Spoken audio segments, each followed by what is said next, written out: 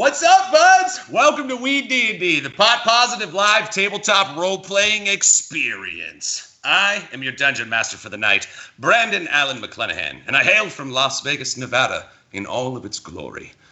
Thanks, guys, so much for hanging out with us every week, dealing with a lot of the issues that we've had. Obviously, the way we want to bring this thing to you is with all these wonderful, fantastic people in the same room and really just unleash the raw potential of all these amazing performers.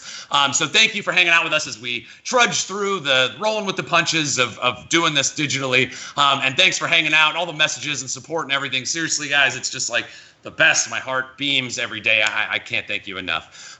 So thank you for dealing with our many tech issues. We're doing the best that we can, I promise. And pretty soon we're going to be bringing this to you the way that we planned it all along. So thank you so much.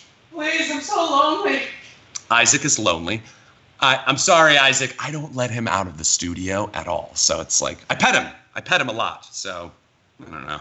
But all right, guys. So anyway, thanks again for all the reaching out, joining us at all our different social medias and stuff. All that information can be found at intermission. You don't need to hear me gab on about it. You're here for some D&D. So am I. So I say we take this little bad boy right here and tip it off with my very good and dear friend, Brenna, baby. Boop. Oh, boop. Haha. Hello, guys. I'm here as Bruno the Sea Elf to smoke grass and kick ass.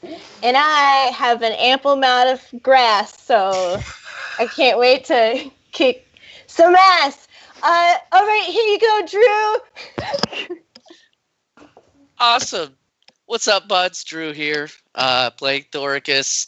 Yeah, really excited to see what happens after our stone and sword fucking tuning episode. That was good. So yeah, we'll see what happens this one, man.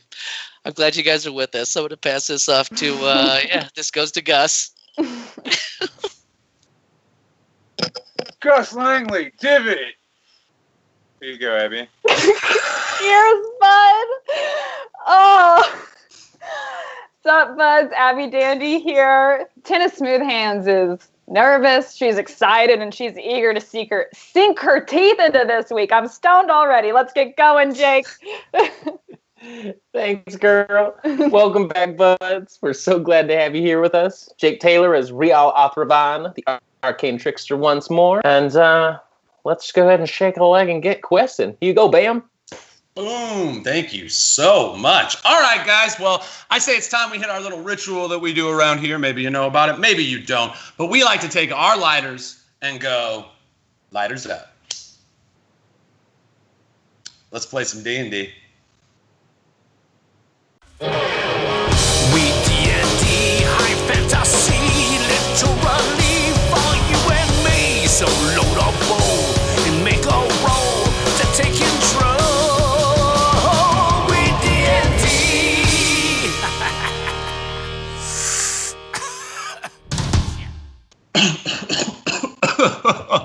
It's a 4D experience, y'all. All right. So what do you say we hop in? Let me set the mood. When last we left the Ferocious Five, they rested their weary bodies at the refugee camp outside the small hamlet of Tilmore. They discovered that the curse, which caused Divit, Rial, and Bruno to age 20 years in an instant, would become permanent, if not removed within 1 day's time. Their best hopes for a cure lie in either reaching the great druids of the Malachite Mountains far to the east, or in acquiring the blood of a legendary Medusa, which is rumored to be held within the mercenary camp Buraka to the south. As Thoricus and Rial bonded over attuning with their rocky talkies, Brenor and Tynna sought information from Bracchus the Mired, a retired syndicate member and mercenary, who lived in solemn isolation near the edge of town.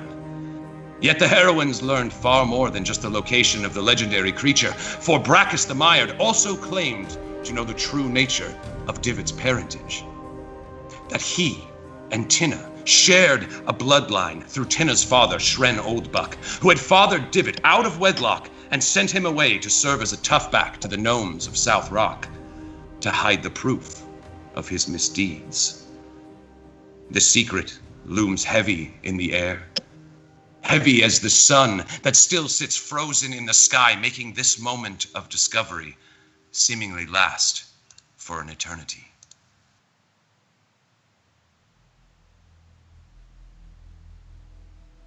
You should see your face right now.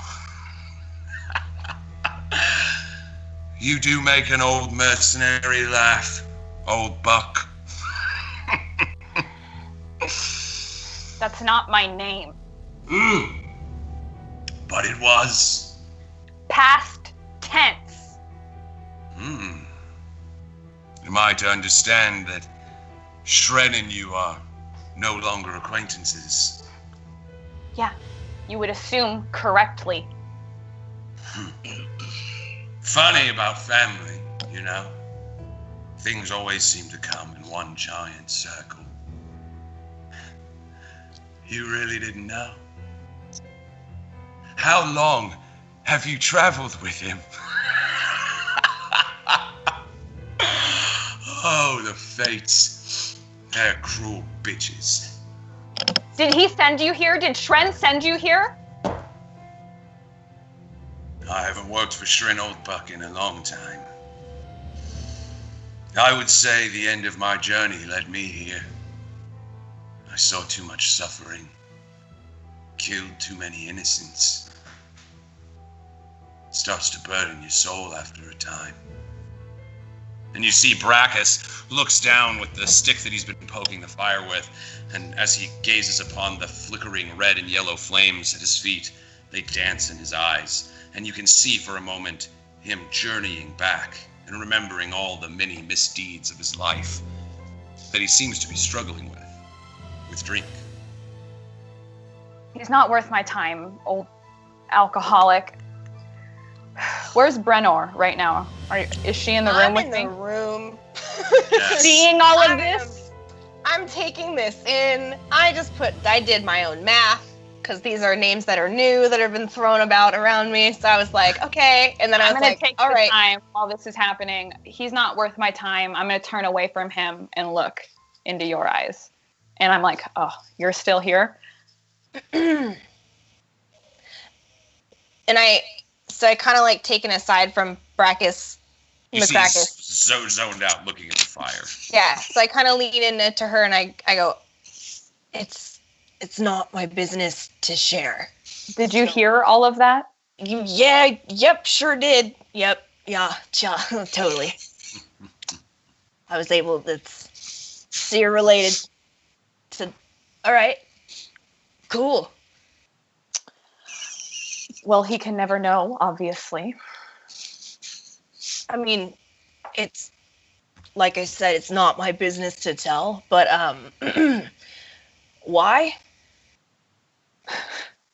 My father is a monster. I do not want to burden Divit with the responsibility of knowing that he is born of that.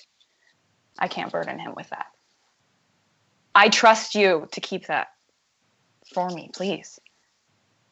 Of course. I'll keep your secret. Thank you. Tynna, in a moment, you're struck with a memory of your hometown of Ashbury. You remember growing up, the daughter of Shren Oldbook, respected mercenary, not a mercenary merchant in town. And as you grew up, you know, going off to church to practice your clerical studies, you began to notice his demeanor changing and more powerful and strange men hanging around in the after dark hours. You remember what it was like as you discovered the true horrible nature of Shren Oldbuck, that it was him indeed that runs the syndicate. It was upon learning that the halfling slave trade that ran through Ashbury at the time was headed by your father that you finally decided to turn away, taking your mother's name, Smooth Hands, and going on the road. In this moment, you think about the weight that you've had to carry as you traveled the roads. The many roads that led you to your encounter with the syndicate, where you were saved by Divit and Thoricus, beginning your friendship. You feel that sadness of fate. I don't keep this from him to harm him. I keep this from him because I know if he knew Shren, he would see what a monster he is. I'm trying to protect him from the truth. All right, I trust you. All right, thank you. Let's find the others. All right. I have So no more back at- business with him. So Okay. yes, you see Brackus transfixed on the fire, similarly to when Divit had his conversation with him earlier. He doesn't seem to acknowledge either your arrival or your departure. He seems very much self-focused at the time, amidst the flow of heavy alcohol. Okay. So I'll just leave. Walk back towards the others. All right, so you walk away from the fine, the adventurer's tent. And the wooded walls that surround the camp of Brackus the Mired. And you reach the doorway here, with the totems, these strange wooden totems with features painted on each of them and small circular stones placed around their post. You find yourself, sandwiched on either side by them. And as you walk out onto the main trade road that intersects here at the hamlet of Tillmore, where the refugee camp has been set up since the cataclysm on the Shattered Isles, you see your three friends, Thoricus, Divit, and Rial, standing very near Ubaru's mercantile tent. The look on their face is one of shock. You can tell that they were a little worried at what might have transpired. So like I was saying, lads, that's why you should never trust a woman. Oh, look, here's our friends. Whoa. Hey, bitches, come. It's about that easy. All right, so the five are reunited. You see Brian, who had kind of hung back, outside the camp, slithers up, right alongside of your leg there, Brenor. A freshly salted Brian, once more prepared for some more time in this unyielding sunlight. You see, as you look around, that moment of levity that you guys shared with the laughter, after Divit's inspirational little speech when last you camped. You see that lightness has seemingly affected most of the people within the refugee camp, as the people agitated before that had sat outside their various tents and fighting and arguing, now seem to be in a more relaxed state, just sort of unsure of what to do, but not dreading the next tomorrow. You see they seem comfortable to have you guys around, that it makes them feel safe. So, and after aeons, thanking of you, you do realize that, maybe they may not have all said it, but they certainly appreciate your efforts in their own way. Now, the people of Tillmore, however, the city that this refugee camp is set up on the side of, they grow more restful by the moment. So, even after you guys spent 2 hours, just to kind of remind you, of your 24 hours, and you don't know how many you spent before that, but you might guess. But yes, you spent 2 of your hours taking a short rest, and then attuning with your new magical items, the sending stones that now connect the minds of Rial and Thoricus. You guys, have to use an action to engage it still, whatever. And then the sword, the Actions for days. Endurel. Ha ha ha. Wah wah wah. Sword. So yes, you five at last, after a little bit of rest and recouping, are standing at the crossroads. Directly to your east is the Mirkwood, where you battled the Archmagus Ergon, Rial's longtime captor. The dark trees seemingly still pulling at your soul. The merchant road that continues on to the southeast, that based on the map that Ubaru gave you, leads to Buraka, the mercenary camp, the dangerous mercenary camp in the south. And your own tents stand pretty close nearby as the baskets that have been left by the townsfolk, some grow, they're growing in number, but the old ones are starting to go bad. You guys haven't really spent a lot of time hanging around with them, so they're leaving, gifts of appreciation set near the tent flaps of your camp. So I lean in and I go, okay, who's gonna tell these people that Martha died? I feel like Ubaru will. What? Perhaps. Yeah, word travels fast. We got shit to do. We've told Ubaru. He will relay message. So yeah, I mean, you guys do know Ubaru has kind of set himself up as a bit of like a giving post. Like people will come and leave things that they have extra of on his cart, and people come and in turn, leave stuff in trade. And so he is kind of, the closest thing there. There's no mayor. If you guys remember, the constables somehow didn't make it. And so we didn't melt his. I don't know face and arms anything off. about that. they have melted him with magical fire, Nope. Eee. and then I Weekend at definitely- Bernie's his We body. did not weekend at Bernie's his ass. I definitely in my want to do notes. something about that Okay, food that's I don't- going bad. Like Martha wouldn't have wanted all that food to go to waste. You know what I mean? So I think we should grab a few like choice notes and then make it clear that like we appreciate it, but this should be shared amongst everybody. Yeah, everyone in the village, Yeah. even the people who Yeah. are here before. Maybe that'll smooth Yeah. things over. For sure. Something I don't. Fair. So yeah. So how do you want to go about doing that? Do you just kind of like shout or, in the air as you grab these I boxes? think Do you we want to? should give it to Ubaru. He's already providing fabrics from his station, so he can just distribute the goods as well. What do you guys think? Yeah, just put him to work. Absolutely. He can't. Guy hasn't been through If enough. he would be willing. We just saved you, so we're So, gonna need you So, you know, to just but- handle Come this on, shit out. Come on, he Okay. loves us. We'd love to stay and help, but Thanks for the Rocket, rare it's magical item, but Getting older by the second. it's just 24-hour curs. Mm. You know. yeah. You know. Sword. All right, so yeah, so you guys gather the many baskets, like I said, of various foodstuffs. Some just hard dried rations that have been wrapped in rags, basically. Yeah. These people didn't have a lot to begin with, and even you realize the sacrifice that they are displaying by giving you what little they have. But in true heroic fashion, you intend to return it to the people. So you start picking up all these baskets and little bowls and dishes and start walking across over to Ubaru's mercantile tent. You see Ubaru still laying there in his tattered purple robes, his long silver hoop earrings that pull his gaunt face down, darkened skin from the sun, and you see that even more time in the never-ending sunlight now has darkened him even further. He looks over at you guys. Basically. We haven't played in a little while, but you just were talking to him.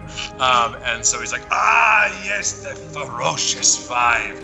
Prepare for their journey. A feast! A feast! I mean, is it already made? Because we will totally. If it's already made, then we'll indulge. But No, my friend. This is for the people. This is for the people. Yeah. but if they already made it for us, I mean, we might as well stick around and Thoricus. party a little. Thoricus. I mean, all right. Consummate heroes. The type of souls that men weave great stories about. It makes Ubaru's heart warm. Ubaru, you've been so helpful for us. It's the least we can do. Yes. It was Martha who changed me. It was you first who saved my life, but it was Martha who showed me how to live it. Speaking of Martha, can you tell these good people, can you inform them of Martha's passing? So he looks around. Yes. The hearts of the people are heavy. So much suffering, no reprieve. It is probably best to tell them after you've gone. But don't weep. Yeah. You should celebrate. We're leaving, but tonight you should celebrate her life. But not because we're leaving. Don't. But not because celebrate we're leaving. that. Celebrate her life, Ubaru. Yeah. You see, he smiles, and that's the softness in his throat yields back. I am truly blessed to have crossed paths with you. Never have I met a more heroic group. I will make sure that these people are taken care of. Now go and take care of yourself. You see, he waves his hand over, and a couple of the people that have gathered around the carts kind of come over and start grabbing, the baskets and the bowls from you and setting it over on the cart. And you see, instinctually picking up on your idea from earlier, he looks at one of them and he says, and tell the people of Tilmore that we are brothers. We offer this feast to them as well. Hell yeah. One of the guys nods and starts walking up the hill, toward the Gilded Ribbon Inn, where you had your showdown with Tyrrhenius. And the bar fight, yeah. And which now feels so long ago, yes. Should have been drinking underage. I have. High card. Mm-hmm. It's consequences to your actions, kids. It's important. He said no ticket. No ticket. No ticket.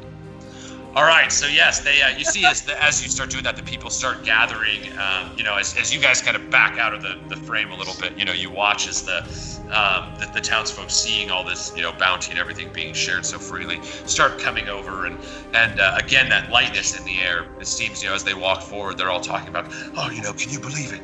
Can you believe it? The 5. We were there. We saw the 5. And it's just, there's a general just like positivity in the air.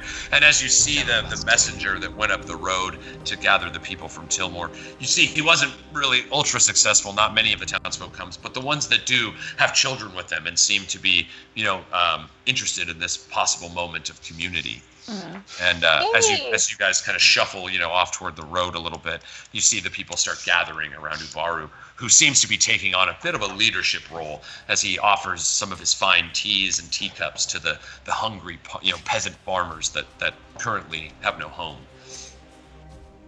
Yeah, Ubaru. It's a nice sight to see. Yes. And you guys did that. Remember, Ubaru was a snide merchant when you first met him, and so I don't know that was amazing what losing everything will do to you. There's a lesson in there. This perfectly exemplifies Martha's kindness. This is exactly what she would have wanted. She'd want to be here for it, but Yes, we shall call him the Steward of Martha. Oh. Martha Stewart. Stop! You guys, he got it. Stop. Oh. Stop. Oh. All right, let's get going.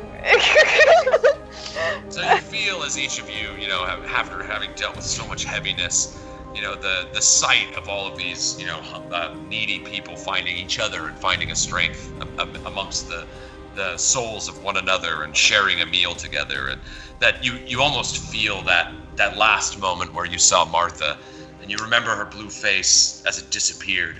She smiled. And so that feeling that swells in your chest when you think about Martha Goutshire seems to be shared by everyone that met her. Long may she reign. All right. Martha. To Martha. Oh god, I just took a hit. Do I need to do it again? Mm-hmm. It's for Martha, Drew. I'm already pretty stoned. It's for Martha! Yo, Dorcas didn't right. like Martha. You're right. Yeah, what the fuck? I'm taking a hit. Martha. I'm taking a hit. Shut I up. think you too. I loved her. All right.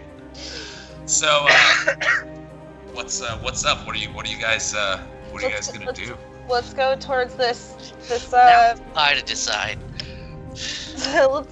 let's just make our way towards that crazy. Yeah. Yeah. Does anybody in this place have any kind of like mount or like horse or anything? In the refugee camp, no, but some of the people perhaps in the city of Tilmore may. Yes, you guys haven't actually ventured into the town. Oh yeah. Okay. You've been dealing with some pretty heavy issues of your own, but as the farthest you made it was the Gilded Ribbon Inn.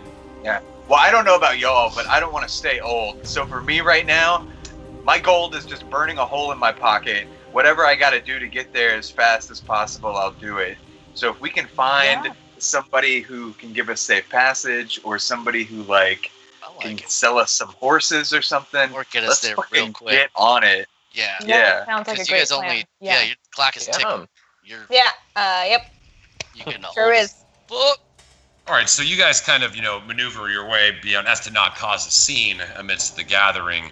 You kind of sneak around the backside and hug the cliffside that leads up the road, past the well in the center of this area where the Gilded Ribbon Inn sits.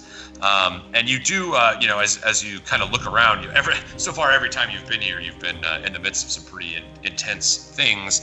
So you haven't really paid much attention to everything else that's around. You do see a small merchant's bazaar, of various stones and trinkets and feathers and stuff hung from these little stalls here on the left-hand side by the gilded ribbon. And just behind them, you do actually see there's a small stable set up, and there's this small halfling man is kind of kneeled over in front of this black riding horse, and he's got the horse's foot tipped back and is hammering down a horseshoe onto its foot. Nice.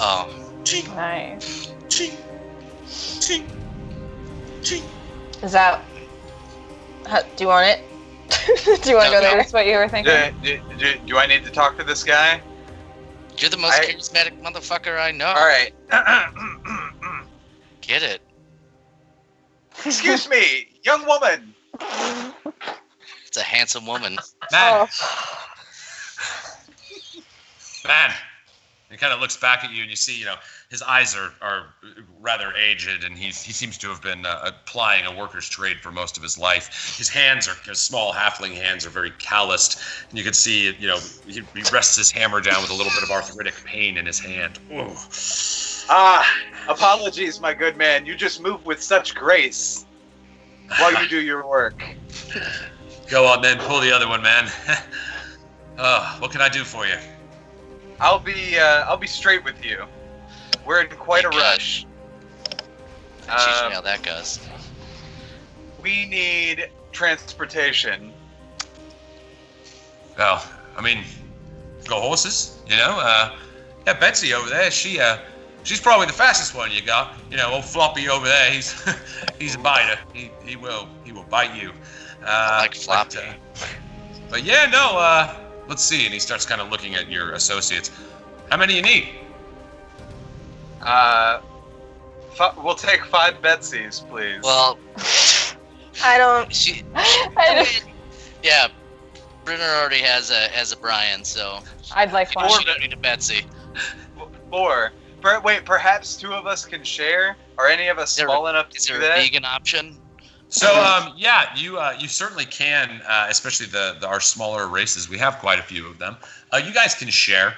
You'd have disadvantage on any animal handling checks that you would make. If somebody's trying to knock you off your horse, or if there's a particularly hard horse challenge that you have to do, you would have disadvantage because you're not trained. Brenor, the sea serpent, is a cavalier, a skilled, born in the saddle. So she would be able to handle something like that with relative grace. But unfortunately, our smaller race people are not. So you absolutely could share a horse. They seem big enough. These are actually riding horses. They're not just like farmers' horses. These are like horses for taking great distance. Are there 4 of them? There are. Is there like a cart or something, like a wagon that could carry all of us together? Yeah, there absolutely is. You see, he it's a lot of money, guys. Yeah, you guys do have quite a bit of stuff at this point, and as you recall, leaving your stuff at camp. Fun and War wagon and fast. War wagon, pussy wagon. So, he's certainly got a. It's a full stable, so you see he kind of guides you guys. Oh well, if that's what you need, if you're looking for a whole setup, right this way. And he walks you back. He walks with a stiff back and shoulders from a life, hunched over horseshoes most of his days. And he kind of cracks his little tiny back a little bit. All right, well, let's see. What do you want? You want a cart? You want? Let's see. He starts looking around for one that has a good wheel. He kicks one and it kind of shifts a little bit. No, you don't want this hunk of junk. Let's see. He starts looking around. Yeah, here we go. We've got that here. We can. How many? How much? He's got. So you see, basically, he's got a small cart, like you would see being pulled by like an oxen, like a farmer's cart, and then he has like a legit carriage. Like a full 4-wheeled, like box top carriage with 2 seats in front, like full on. Right. It's not painted or anything. It's kind of like rudimentary looking and rickety, but it is like a full on. It's like a carriage that would be drawn by 4 horses. Yeah. I've always wanted to ride in one of those. Let's pimp my ride that shit. How much is it? Where's Exhibit? All right, so you see him. He's kind of like Exhibit. You need that. Pimp my pony. You see he starts kind of looking around doing the math. Let's see, it's about 75 horses, 300. I could throw the carriage in. Yes. Well, I'd say maybe right around 400 gold. Guys, are we sure about this? Do we just want to go to the escalator? The escalator looks really good. Oh man, I got a deal for What's you. What's the middle option? What's the medium option? We don't need to own this stuff. We just need to rent it. Yeah. So what if we gave you 100 gold as a deposit? Don't get the insurance. That you get to keep. And then when we come back, we'll give you another 100 gold. That's half the gold that you want, and you get your goods back. Make a persuasion check, Divit. He's gonna pass the shit out of this. He could roll a 2 and still kill him. Please don't roll a 2, though. Oh, god damn. You right. This into the world. I'm working on it. I saw something go across the screen. Sometimes things take a second or two. Skill check. So a 12. So you see he, considers what you've said. I gotta say, I don't really know you. It's Divit. That's Brunner, the sea serpent. That's Divit. You don't know who these people are. You don't know Divit? Divit? Kidding? Celebrity status. Bodyguard. I don't even know why I have lines. Like in the songs. The bodyguard? No, yes, not yes. the students. The five. Yes, they're all 5 of us. Oh, they've been playing that at the pub down the way there. It's the Bog's new favorite song. It's good. All right. Look, 100 gold's fair, but you gotta promise, if anything happens, you gotta make it right. I give you. All right. We shall. Yeah, whatever. Yeah, sounds good. Shorty to shorty. I He's got looking you. around. He's like, I gotta say, not a lot of people are coming down the south roads these days. Everybody's heard of that damn mercenary camp. Scares everybody off. I'm not using the horses. They could probably use the exercise. All right. Yeah, let's. You see, he looks around. Let's just do 100 gold, but just don't tell nobody, all right? Or are we huddling? All right. What's that? Are we huddling? So I sleight of hand him the gold, but so that other people don't see, but he knows. Nice, you do that at the same time. And I'm like, no one knows about what. Yes, and in true Divot nature again, a frequenter of many inns and pubs throughout the lands, you successfully hand him off his 100 gold, small little pouch you hand to him, and he quickly, in matching effect, kind of pockets it before anybody would be wise to it. He looks up at you. Can you be back in a week? I mean, we have less than 24 hours to break this curse, so... We better be back before then. I mean, thank you. We can just do whatever we want with that thing. Don't get the insurance. It's a all right, so you see he's like, all right then, well, let me get it all set up for you.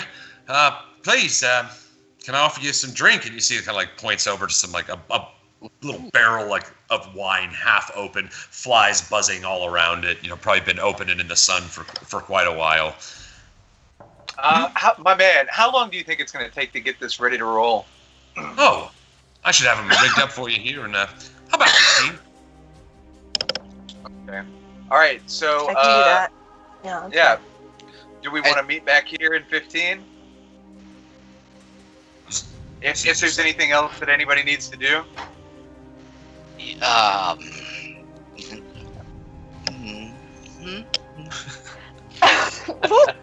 Is there a shop across the street or anywhere with any magical goods or anything? Is there a taco bar? I'd like to buy some potions if I could. I'd like the magic sword store. Yes, unfortunately, the magic store was closed long ago in 3rd How about edition. they become a god emporium? Is that still open? You look around for the sign, and it seems to be lacking. Yeah. Okay, So yeah, there is that we're little merchant here. shop, that little bazaar that was set up where you guys saw the strange feathers and various trinkets and intricacies. Set up not too far away from the stables. It's just you walked past it to get here. I look around at everybody and I go, shopping talk? Shopping. Shoptage. All right, sweet. I mean, Yeah, that sounds baby. fun. Yeah, baby. So you guys, kind of turn your back. You see the small halfling just tips his hands to you and starts going about rigging up the 4 horses and the carriage that you guys are going to be renting from him for the week. There was no insurance, so we're taking you at your word. That's how they make their money. I'm telling you. The people of Tillmore will know about this. So you guys turn your back and you start heading over to this bazaar. As you can see, it's kind of like a sandstone. It's its own carved building, a more permanent structure than you guys are used to seeing here in the refugee camp. With all the canvas tents, but a small square on top of a square with little hooked prefaces at the top where people could ostensibly shoot arrows from if there was a battle, with many of these little mercantile tents posted up with little red blankets hung over them to protect them from the sun beating down, which continues to do so. Oh, we're over here. So you guys you pull up. There's the main shelf desk of the bazaar, and you see a small woman just taking small glass beads and threading them with a needle, making a small necklace. And she looks up small. at you. Yes, it's very small. And she looks up at you. Yes. How can I help you, dear? How can I help you? And she places it down and looks very wantingly in your eyes, but perhaps a while since she's had a customer. Hi, what sort of wares do you have? All the things that a traveler could need. What could I do for you, dear? You look like you could use a beautiful silk, or perhaps, look at this pink feather, yes. And she kind of sets the feather up against you. It's this extravagant kind of gilded with gold lacing feather on it. And she sets it against your cheek. She's like, oh, yes, it works perfect for you, dear. I have much. What are you in need of, huh?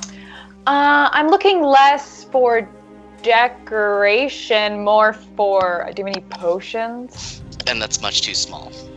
Yeah. Potions. Potions, not extremely common, but not impossible for her to have. I will give her, in fact, a 4. Yes, so she is bearing with a hot roll. You baby! Yes. Yeah, we used to stock up. The raids used to come this way, and soldiers would come and buy drink. And so many often came looking for the healing drink. And she, reaches back and you hear the tinkering of a couple bottles. Ting, ting, ting, ting. She pulls out 4 red glass vials, with a top on them, and the red gold liquid that flows within that you guys are very familiar with at this point. You see 4 healing potions. You see, she says, they're rare around these parts. I could let them all go for you for the fair price, 200 gold. Oh, I'll take that. Wait, no, maybe not. Girl, hold up. I got excited. I'm sorry. You ain't never heard of bartering? Please, sir, I can serve you next. Me and the lady we're having a transaction here. Beautiful, dear. Perhaps I will throw the feather in, 200 gold for the 4 potions and the feather. And you see she just starts wrapping it up. Look, I don't want to interrupt. No. I don't want to interrupt. I just want to see your most expensive item. Yeah. She gestures back to a weapons rack that has various pole arms and swords, arrows, light crossbows. You see, primarily the equipment that you would find in the player's handbook. She does have any of the odds and ends, various tool sets and things. If you don't have one that you're proficient in, she's also got gaming sets as well as your standard adventuring gear things. She doesn't have the more expensive, lavish things like a spyglass or anything like that, but she does have rope, climbing pittons, flasks of oil, lamps. You see, she pretty much the most expensive thing she thinks about, and yes, perhaps. She rummages underneath the desk and she pulls out a small circle of glass that has this intricate ivory bone hand holds it together with a golden frame, and she kind of holds her eye up to it, and you see her big blue eyes get even bigger amidst the circle of glass, and she zooms it in, and you see her eye change with size as she pulls it in and out, and she's like, a magnifier. I got this at my first Merchants Exchange, but you're certainly welcome to have it. 100 gold. You see, she sets it, with the little green rag that it was wrapped in on the table before you. So if we combo the magnifier and the 4 healing potions, this is where my man Divit comes in and just gets a sweet ass deal. I'm thinking 100 gold for the whole shebang of bang. Yeah. I'm going to let Divit take over this transaction because he's got a better persuasion than I do.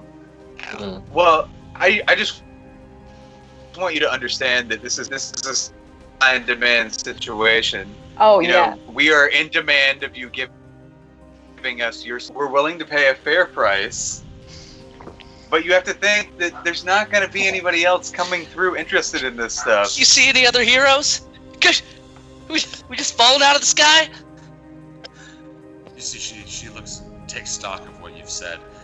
If you're going to try to persuade her, give me what your persuasion is and make you a roll. All right. Let's see how well I do, and then I'll give you what happens, I guess. A 10, so an average.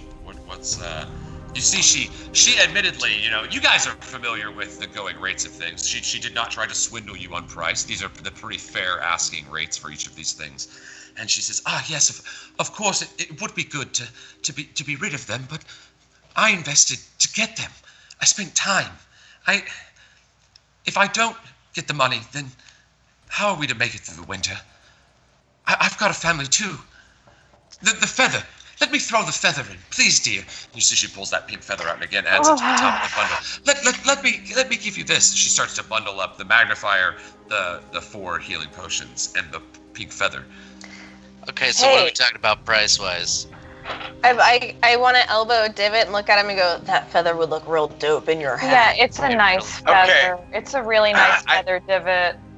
I tell her, throw in one of your finest grooming kits, call it 150 gold, and we're square. She considers. The winters are long here. You wouldn't want to steal. I take off my shawl and I wrap it around her, and I'm like, "You're too beautiful to be cold." All right. So I'll give you advantage on your persuasion. You take the fine purple tapestry, given to you by Aeon that wrapped Anjarel, the blade of the keeper. You with its gold tassels and laces at the edge. You unfashion it from your shoulders. Weaved by the well-known elven seamstress that none of you ever heard of, Ildessa, and you wrap it around. I've totally heard of Ildessa. Prove it. You see in a note, in an acknowledgement in her eyes, perhaps she has heard of Ildessa. Ildessa was an ill-dresser. A boy with them hot rhymes. That's why he's the bard. So you see she looks down and, at first appreciates the gesture. A little awkward, it's a bit of a strange forward thing to do. But you see as she looks down and starts to examine the fine elven silkwork, her eyes lighten. Is this Ildessa's work? I saw her weave. She pulls it out and looks at it. I saw her weave once. Her fingers moved like a musician's on a lute. She was the greatest. Yes. She made thread dance like magic. A personal gift. Ildessa. You see she's overwhelmed with emotion. I can't believe it. She looks at the bundle that she's wrapped up on the table, the pink feather, the 4 healing potions, and the magnifying glass. She looks at you. She looks at the tapestry. We're good here. I'm sorry. And you see her eyes start to water. I can't. And she lays it on the table in front of her. I wish I could. But the world's a scary place. And I couldn't do it. This tapestry could keep me warm, but not my family. I appreciate you. I've heard about you. can't you just pay the price? Yeah. Yeah. I mean, you're right. Did we give up? All right. Nikias was turned into a werewolf and demons and synthesis, all that shit. Now we'll just blood on through. But yeah, no, we'll pay your price. It's fine, I guess. Y'all want to chip in? Do you want to go Dutch? Yeah. I sprung for the whip. We'll go. Deal. We'll go fivesies on it. I've got 200 I've got for 5 on it. the potions. Yeah. All right, so what's the pay arrangement here? So 300 gold is the price of the things. You do have a relatively rare item, a magnifying glass. Not something you would commonly find in a bazaar, in a small hamlet like Tilmore. You can put water in a Ziploc bag if you have a magnifying glass. And you have yet to find the bag of Ziploc destined to be found by your people. So it's actually still pretty impressive. Although Thoricus is now considering inventing the Ziploc bag. Upon seeing the magnifying glass, it's like, All right, so yes. Who's paying what? Pay up, chumps. I'll 300. Y'all pay 100. I'll pay 100. That's fine. They'll pay 100. So you guys, still pretty fat with cash from your discovery inside the temple of House Ganon in the Northlands. Finally you haven't really had a chance to flex a little cash. So you bought some horses, you got yourself a sweet carriage. You now have managed to buy out the healing potions of the city of Tilmore. Now all belong to you, as well as a very pretty 3-foot-long gold-gilded pink feather of some import. It was one of the ones hanging in her shop to draw customers in. It's a beautiful thing, non-magical, but son of a bitch, it takes your breath away a little bit in that magic kind of way. Take my breath. And so you guys take some of your heaping bundles of gold, happy for the load on your bags to be a little lighter. That coin ain't light, bro. And even though I'm not gonna lie to you guys, I don't really mess with weight very much. I just you can't walk around carrying a gold statue with you, but technically, let's just worry about weight. Man, I want to get some cigars too for the whole gang if she has any. You're right. I'm sorry, you wanted what now? If she has any cigars or anything, I want to get some for the gang. So she does have. She has a bag of tobacco and some of the various dried leaves that one would use to roll their own. But she does not have cigars or anything like that. That kind of craftsmanship. Somebody actually making. Okay. I'll do that. I can do that myself later. It's a minor inconvenience, but I'll still get it from her. So she, in just seeming appreciation of even being able to lay eyes on that tapestry, she doesn't expect to receive it. But in a moment of guilt, perhaps, for not being able to negotiate with you, she just reaches out. She says, "The one thing we got around here is tobacco." She sets it out. Same. I shouldn't be smoking as much as I do anyway. No. It drives my husband nuts. Just take it. And bless you. And thank you. And you see she folds up the tapestry and hands it back out to you. Cool. Good, I throw a gold piece in the leave a penny thing. Nice. On a normal day, she just sold her life's work, so she has more gold than she's probably ever had in her life right now. And the one additional gold piece does not go unnoticed. You see, she looks and she swells and wait. She kind of reaches in underneath, and she pulls out another vial, a small glass vial that widens out at the base, and inside of it is a black liquid. Cool. She's like, "Here, you never know when you need some oil, right?" She hands it out. Oh, good. I thought it was bile. It's my own recipe.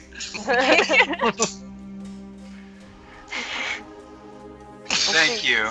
Thank you very much. It was very 5 thoughtful. stars from the 5. Yes. I'm sorry I couldn't do more. I'm sorry we couldn't do more. You're beautiful. She kind of We'll post it on shies away at the compliment. Our carriage awaits. We have a carriage, y'all. On the way out the door, I'm like, the five, blah, da, da, da, da, da. You don't remember if we're the furious or fabulous or ferocious, do you? Yeah. Have you There's been five. drinking? There's five. Divit, give me a performance check. In true fashion, you see Divit taking. Divit! Oh, you can do it, Divit! She believed in you. With an 18, you see Divit, you swing the purple regal silk tapestry of crafted by the fine fingers of Ildessa, and you tie them to your shoulders once more. You feel it flow perfectly from behind you. Your charisma is so much that you totally pull off just wearing a tapestry like a cape, bro. So you throw it around, and in this moment, you feel the wind blow a little bit, and the tapestry waves behind you, and you feel that call. Ooh, everybody's probably looking at me right now. Your lute almost summons itself to your hand, and you begin strumming your song. Oh my god. So, any specific song that you care to play? Yeah, I want to do a ski bop version of the Five song. So I'm like, Ski ball?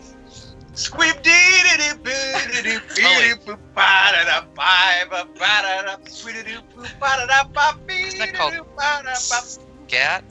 squid All right. doo. So you Is that start something in sweet German? swatting on your lute. The wind keeps blowing. The sun, suddenly the shadow of a cloud just hits you just right. You get the three-quarter, like the Rembrandt, the soft light on one side and the dark on the other.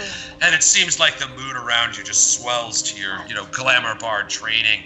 You start one of the greatest scat sessions of all time as you start gathering all these new acquaintances. You start moving your magnifying glass in and out. Rial, suddenly you start getting that itchy finger, feeling those prestidigitations bubbling at your fingertips. You wanna build into this display at all? Oh, I absolutely would. Enhance all. All right, so you throw out a prestidigitation. What effects would you like to do? Oh, Some God. smoke, some lasers, fucking graphics from the side, maybe some cheerleaders and some mascots just fucking on the stage, something like that. Jesus. Oh yeah. That is I'm into some hilarious. weird Dorcas has shit, some guys. ideas. Dorcas has thought about it. Clearly. That was Taking off the cuff. inspiration from that. I keep coming up with funky ass shit like every single day. Like every single day. All right, so here we go. You create instantaneous, harmless sensory effects, showers of sparks, puffs of wind, music notes, an odd odor.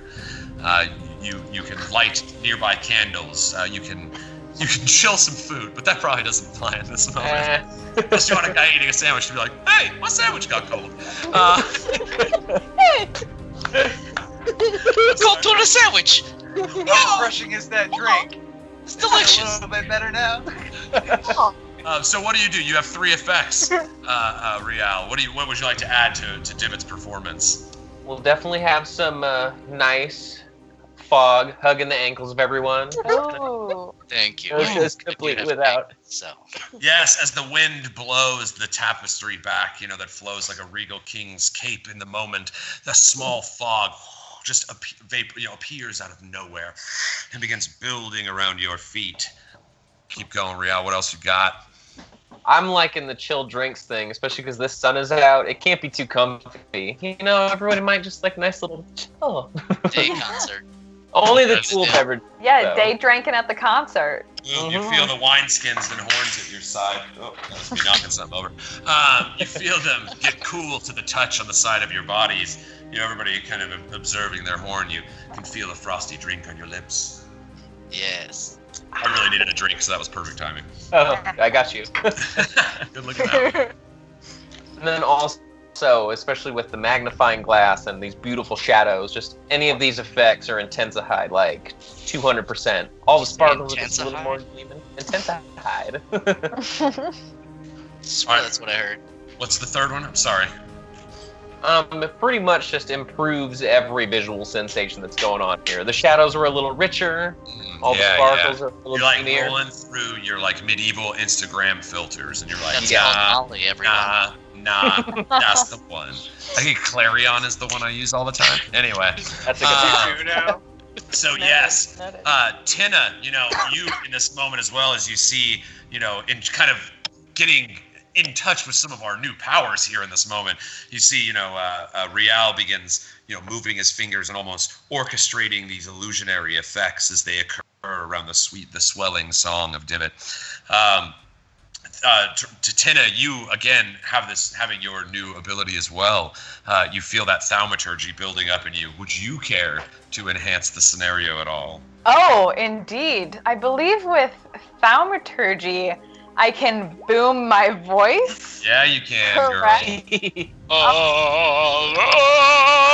Tynna's really gonna lean into the spirituality of the moment and like the church of it all, the musicality of the moment. She's going to find Thera's Dune in the scatting, and she's going to elevate her voice to Thera's Dune directly, so loud.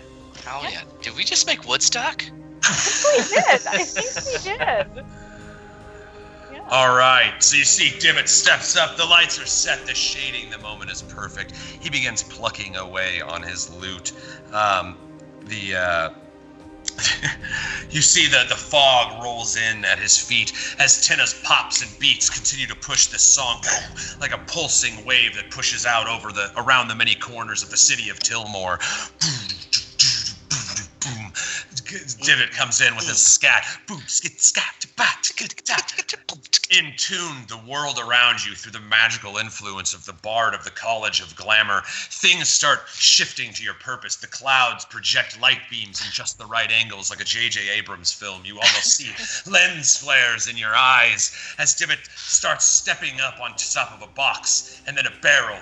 And as he sets his foot out before him, where there's nothing to catch him, and begins to step forward, these four horses come pulling up with this, kind of not super attractive wooden boxed carriage. And as it pulls up, Divit steps his foot out, and in a swell of magic, he steps on the back wheel, which carries him forward. And with his other foot, he steps, and now he's gliding on top of the box. And everybody around the nearby Tilmore, the people coming out of the Gilded Ribbon Inn, even the merchant herself, they all become transfixed by this amazing performance. You see Brian, even himself, mouth agape, and then momentarily taking a bite of like some old rotting boot or something that was like just right over there. He's like, he takes a bite, and so you see Divit swelling in his zeal and fantastical performance as he stands with the sun gleaming behind him, causing a silhouette to be cast on the crowd before you. You see the people of Tilmore believe. They have seen the five, and they will tell everyone they know about it. And that's where we'll pick it up after intermission, guys. Yeah! Woo! What up? Oh my goodness! All right, sweet. We are gonna take or something. Yes, we're gonna take a short rest, and probably like pet Isaacs. If he doesn't get pet every day, he gets moody and he sprays. So awesome, guys. We will see you guys. Enjoy your potty breaks. Get yourself a beverage. I know I need water, and we will see you soon, guys. Catch you after the awesome intermission. Check out all the fan art. It is tight. See you in a minute, buds.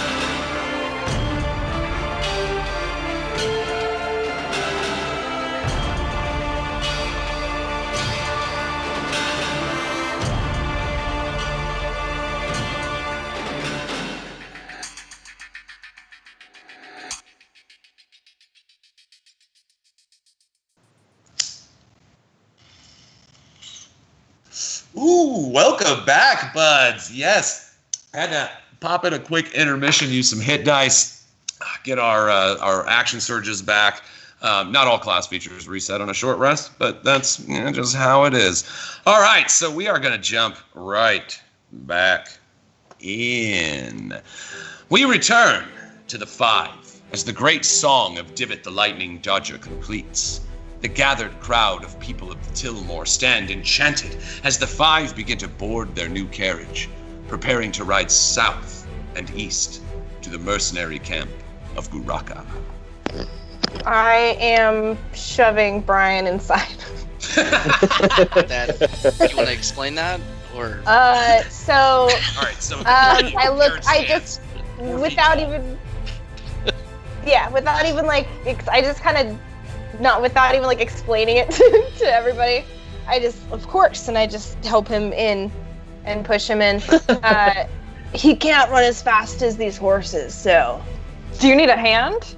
You see Brian's like, very heavy, 10-foot long crocodile, several hundred pounds. You're trying to hoist him up, and even with your new strength, a big, awkward, thick, wiggly boy like Brian is a little hard to cram into the, small 2.5-foot wooden door that goes into the carriage seats within the wooden box carriage that you've recently acquired. Mm-hmm. So you do, you've got his nose up, and you see he's trying to help. He's kind of like, and he's got, he's trying to get his big, but his little thick boy arms, they're too wide for the door, and so he keeps like pushing them back. And you're trying to get one in, and then of course as soon as you get the other one going, the other one pops out like every time. Mm-hmm. And so it's like putting a cat in a little carrier. And so you're just like trying to get him up. You see Tynna walks up, also begins helping. With your combined strength, you could probably succeed at lifting him, but loading him into this small compartment is proving difficult. Can we use a little bit of that oil that we got on him? I was just thinking, could we lube him up? Could we squeeze him in? Yes, you absolutely can. So a little dab will do you. Yeah. Yeah.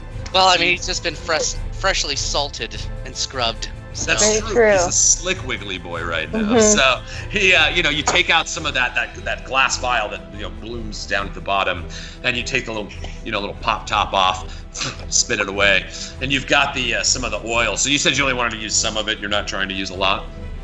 Yeah, I don't want to oil up this crocodile, or do we just want a giant greased up crocodile? A little bit goes a long way, I think. The parts like towards the jam on the sides, you do a little dab there, and then Brenner, you and I. This oil looks serious. Like I feel like you could park a Buick in a doghouse with this oil. Then let's do it.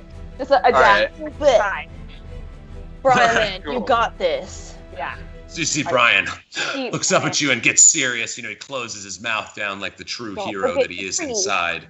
And you proceed to baste the front end of Brian, and you push him against the door, and you see his little thick wiggly arms find a pop through on the front end. The weight you've been pushing for a while. Your back thanks you for the sudden relief in the load. As this greased up front crocodile slides into the 3-foot long, let's say 4-foot long carriage seats. And so, his 10 feet body, he, as soon as he slides in, his nose busts the door open on the other side. And he's sitting basically laid across with like 3 feet of his tail sticking out on one side and 3 feet of his head sticking out on the other side. But you have succeeded at loading Brian the crocodile into your new carriage. You see the wheels, this thing's not the finest carriage you've ever seen. At the weight, just the extra 100 pounds of even him, you see that the axles sit a little heavier on the wheels. And, you've kind of taken a look at the wheels. They're not the finest, straightest, wheels you've ever seen either. So you anticipate that maybe this isn't the fastest carriage in the land, but it's certainly a carriage. And that is. Sometimes you just need to get the job done. It'll get us there. That's I'm right. going to say, good boy, Brian. Good boy. Right. You see it as he gets excited. He's actually wiggling so much that in excitement that he starts like creaking the wood around the corner. And he just calms down again. And he's like trying to bite at some flowers that are on the other side of the carriage, but he can't reach them. How many horses are pulling our whip? You have 4 horses. Okay, so should we all be riding on the horses that are pulling the carriage, and then Brenor and Brian are in the carriage to give the illusion that there are more of us? That sounds like a great plan. I'm with that. Sure, absolutely. I'm pretty pale. I would love to sit inside the carriage. The eight, the dangerous 8. I want to hang on. I'd rather hang off the side or the back of the carriage just to protect us, just in case. All right. Skin cancer is the deadliest killer. Divit, you and I can share a horse. We'll fit on one. Okay. And Thoricus will be inside of the carriage. With All the way inside. His feet just right on Brian's back. Great. Real. You have shorter legs, that would work. What are you gonna do? I'll take one of the horses. That way, Great. at least, if I catch an eye of anything, we've got the bow at the ready. Smart. Great. Yeah. Then I'll just hang off the back. Cool. Let's do this. Sounds good. All right, Let's so go. you see, as you all, after that kind of awkward moment of getting Brian in the car, the little small crowd that has gathered, the Tillmore residents that were nearby and heard that enchanting moment of revelry from the 5, this magical, transfusion of sound effects and lighting and microphones, and so their little minds are still rattled even after watching you awkwardly, ham hands a crocodile into a carriage. And you see they're all just like holding and clasping their hands and just kind of just blown away to be in the sight of true adventurers. And so they as you guys all kind of get on, you see they're like, yeah, go on, yeah. And you see the guys that had a couple drinks at the Gilded Ribbon Inn, yeah, go, that's right, oh yeah, I'm gonna tell me son about this. He's actually my son. What? Anyway, the camera pans away, and you guys are getting onto the top of the carriage as it starts to roll down the hill.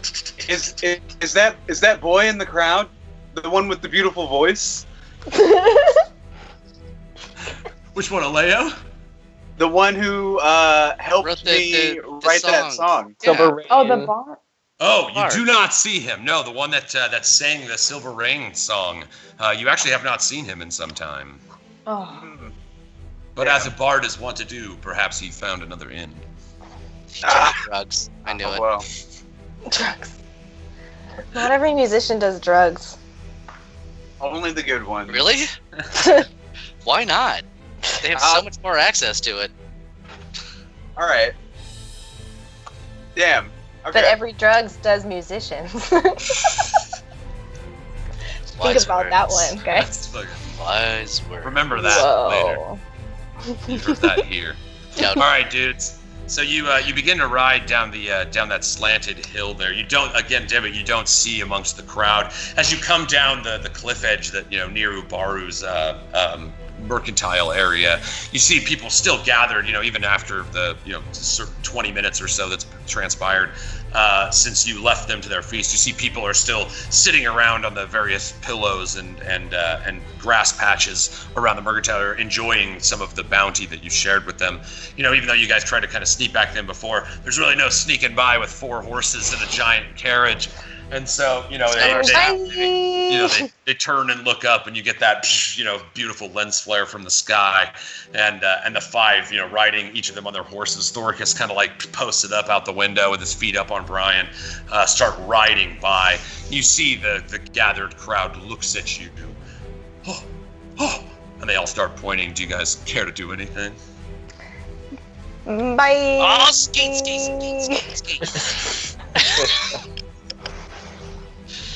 Skeet, which is, of course, the battle cry of the Stone Reavers that Drew is from.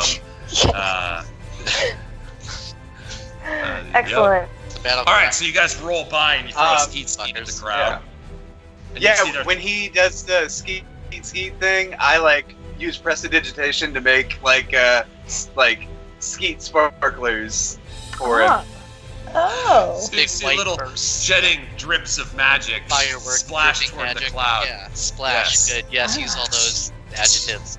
You see it comes out, and they, assuming this must be some ritual of your homelands, they begin to accept the ritual and almost start fainting back as if they're receiving some grand blessing from the 5. You see the first person that the magical skeets on. It's like, oh, they touched, and a couple people nearby are like, oh, and they start touching their shoulders, and they're like, oh, And so as you ride out and skeeting your bounty upon the crowd as they feast upon your breadcrumbs and muffins, you see they all They all, stand transfixed in rapture, and watch as you ride your rickety carriage toward the southeastern road. We ride. Yep.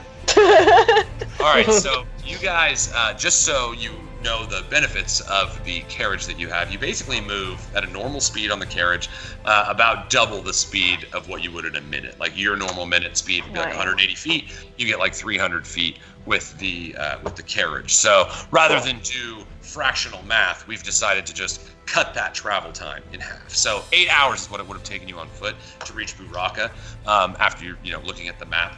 And so now you will arrive there in 4. Now, is there anything particularly in this 4-hour period that you guys would want to perhaps discuss or plan for, or are you basically just straight on toward the city? Rial's got a little something that might speed up our journeys. I'd like to cast a minor illusion. So that way, in front of each of the 4 horses, there's some like good pasture grass, like some illusionary carrots, something to get them going a little bit, maybe faster. Okay. I like your style. I love it. So the old carrot on the stick for our World of Warcraft players. You get boom. You see stick out. As sure as described, a fine little hammock filled with the finest greenery that any horse could wish for, and so you see in a boon that that actually will save you because of your minor illusion an additional 30 minutes off of your travel time. Woo! Nice. Great time. I'd like to make a suggestion. There are 5 of us, and there are 5 vials. 4 of them are healing potions. 1 of them is oil. I say we just draw them out of a hat. A half a bottle of oil. So we draw out of a hat. 4 of us get healing potions, and then the other person gets a half a bottle of oil. Can't wait for that oil, baby. Whoa! Let's put all our money in a pile and split it, rich people. Let's just see what happens. All right, yeah. So we will. The way it's going to work, I'm going to have each of you guys roll a d20. Whoever gets the lowest will get the oil. Do you even want me to roll, or? Because I want you to crit and then miss when you fight. Oh man, you're right about that. So what do we? Just a d20? D20, yeah. God. Bottom. Oh, Divit! Oh no, Divit! Oh God. Oh. Your wish is granted, Brandon. Oh. You piece of shit. Swallowed for Divit. 17 that he was going to use. All right. So, unfortunately, Divit looks like you pulled the short straw. So after your great idea, you reach down and you start pulling out the various vials that you have in your possession. And for a brief moment, you catch the rolled up paper that you have inside your bag. And as you move the bottles, the paper unrolls a little bit and you catch just the breast of Fizz Pump, the gnome pornography that you have stashed away in your bag. You see these beautiful fairy wings blowing up behind her as she stands in this majestic wizard's robe, and so you're kind of distracted from where normally you might pull a sleight of hand or something here to make sure you win. You see her kind of just yeah guys, here we go, and you're they put him in the hat and you're kind of still just staring down at your bag, just hey, what's up, dude? So everybody reaches in and you are the last to pull. You finally pay attention again. You reach out and you're holding the half full bottle of oil. Okay. I take just a little bit of the oil and just I was gonna say, it's already got the pornography, so yeah. Little Lou never hurt anyone. No, I just oil up my beard a little bit. I'm all right, this is fine. Your beard now a little bit salt and peppery from the 20 years of age that have been racked on your body through this curse. You find yourself, Divit, as someone who is mostly human, you are basically your 20 years of age affects you the most. So you're actually finding yourself not having taken the long rest, not having the time to actually rest a full amount of time is wearing on you more than it normally would. You're used to carousing to the late hours. You've done this your whole life, but you really are starting to feel that 20 years racking on your bones. shit.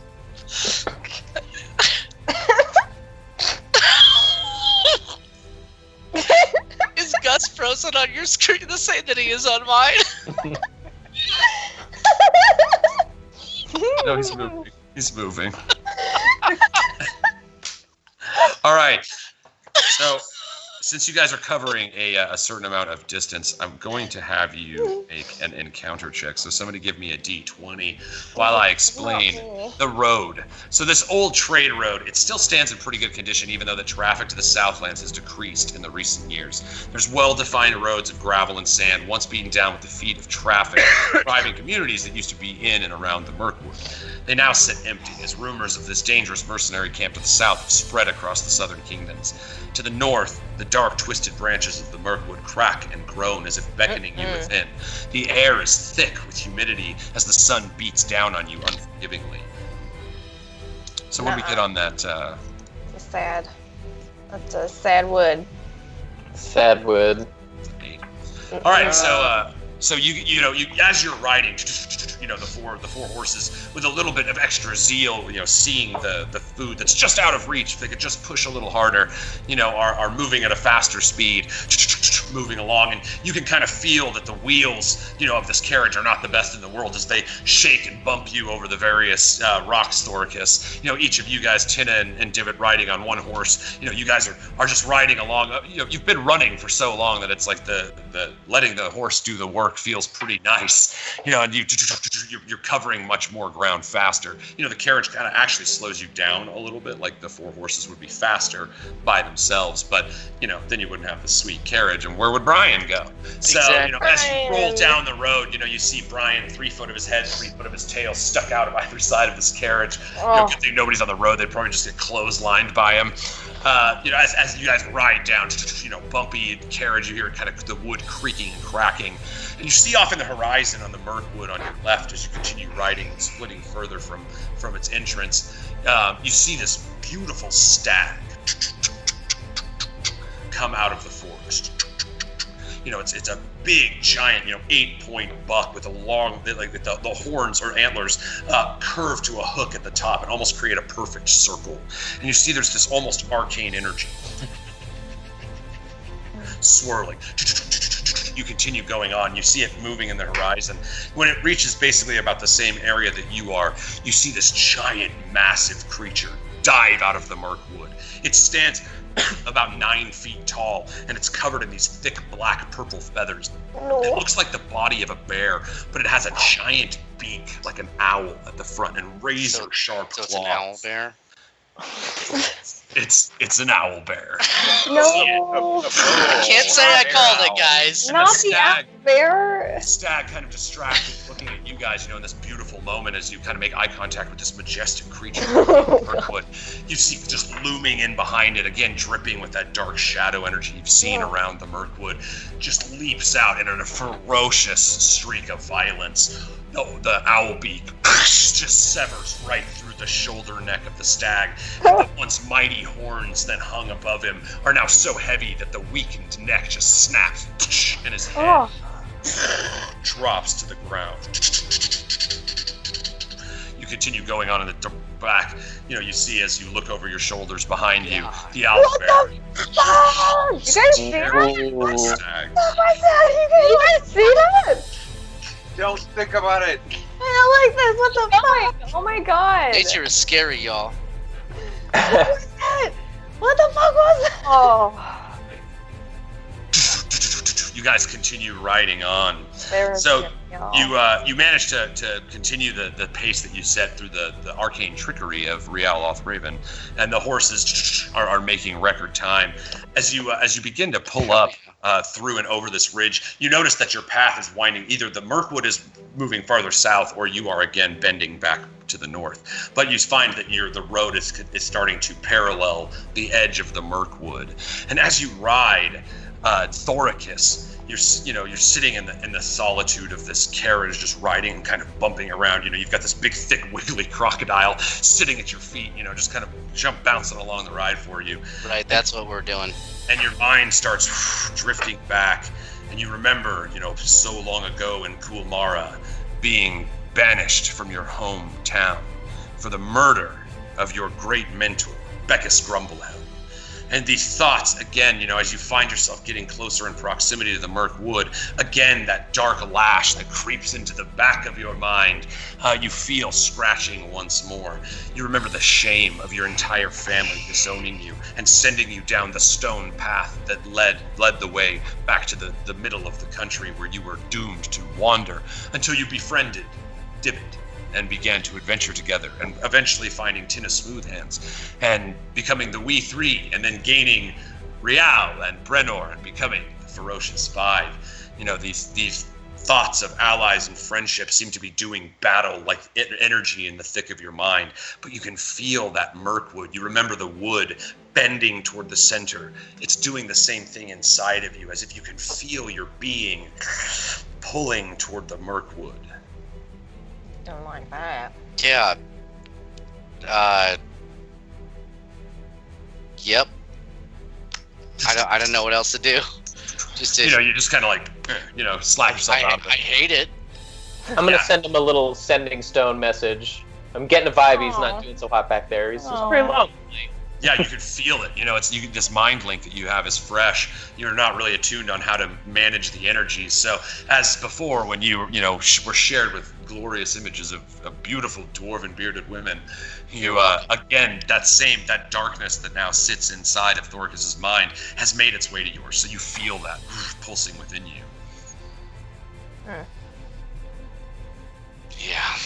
You guys mind melding? It's none of your damn business. Which he says totally out of I'm just kidding. Come on in and join me. Like normal. Mind your business. All right, so you guys finally, you're riding for quite some more time, and as you go, you just basically watch the same repeating thicket of the Murkwood, seemingly reaching out toward you and receding like a wave on a beach. The entire thing calls you. You even feel like the horses that you ride are wanting to pull and go toward the Murkwood. So strong is this strange dark energy that now permeates through the skeletal fingers of the trees. Let's not do that. But can we talk about what our plan is for when we get there, since we're like riding along next to each other? Absolutely. I'll roll down the windows. I can send it to you. I'll give you the relay via stone. Down the street. So what's the game plan, gang?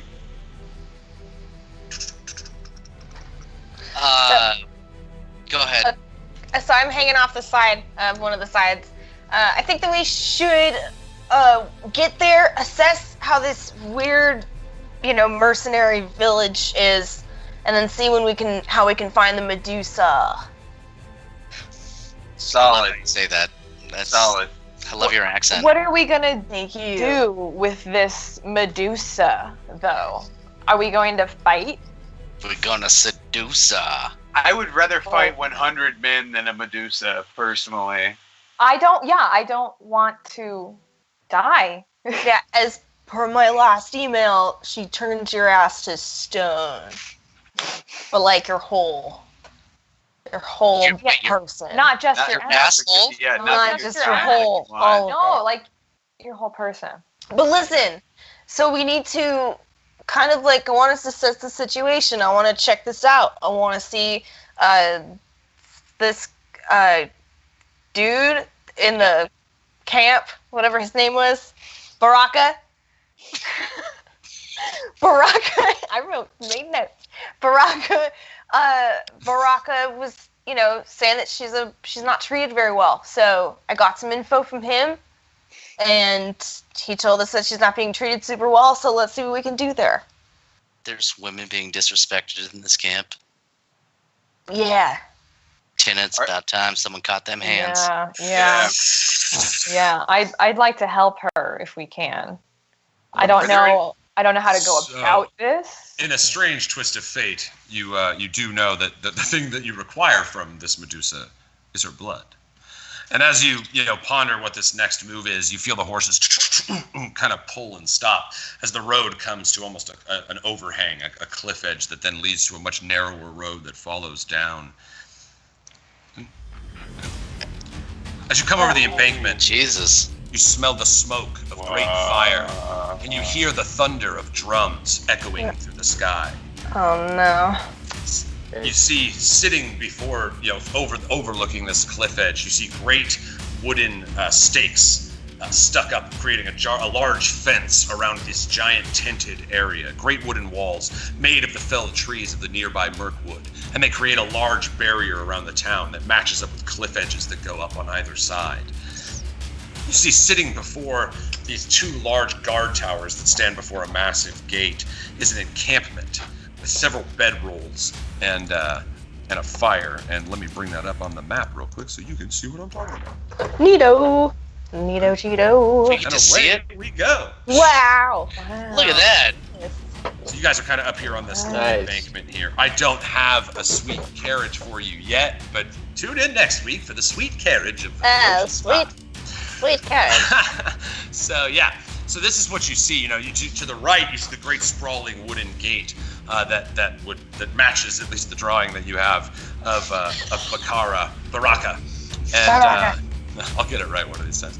And to the left side, you see another great standing altar, a big wooden gate with a log sitting across the top with two of those similar totems that you saw out front of Barakas' tent. The wooden post Barakakis. The Syndicate? Yeah, a Syndicate mercenary, yes. The totem that's planted in the ground with some small stones placed around it. These ones seem to each represent a similar face, a dark, twisted blob with many eyes. You just see it's like a melted bubble with like a ton of, 8 eyes kind of floating around it, scrawled into the totem on either side. In front of them, you see 20 of these leather-clad mercenaries, each of them fitted with different pieces of thick leather that cover certain portions of their face, kind of like in Mad Max. They've all got different things that represent their battle style thematically. The guy with 2 knives has sharp shoulder pads that jet off of him, and his elbows have little spikes to hook people when they fight in battle. You see 20 of these different mercenaries. They look cool.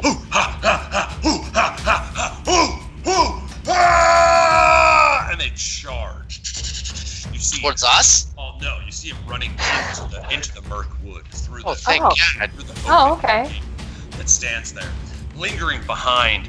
You see amongst them is this woman, and she has giant, taut leather war drums at her side.